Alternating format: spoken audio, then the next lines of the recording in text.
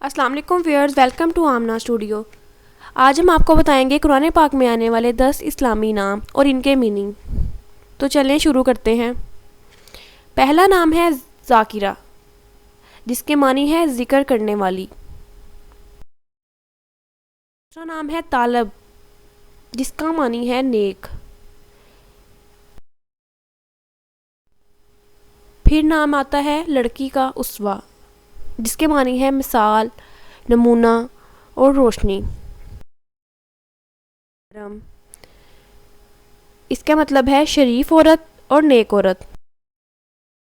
نام آتا ہے ابرش، جس کے معنی ہے پانی کی طرح تیز بہنا۔ پھر نام آتا ہے زہرہ، جس کا مطلب ہے مدد کرنے والی، دوست اور ہمدرد۔ پھر نام آتا ہے زارا، جس کا مطلب ہے عاجزی، اختیار کرنے والی۔ ہے شانزہ، جس کے معنی ہے وقار کی عورت، عزت۔ پھر نام آتا ہے عبیرہ، جس کا معنی ہے زعفران۔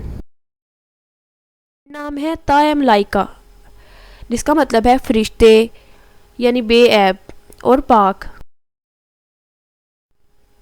مجھے امید ہے یہ ویڈیو آپ کو ضرور پسند آئی ہوگی۔ آئندہ مزید ایسی آنے والی ویڈیوز کو دیکھنے کے لیے ہمارے چینل کو سبسکرائب کریں اور کمنٹ میں اپنی رائے کا اظہار ضرور کریں۔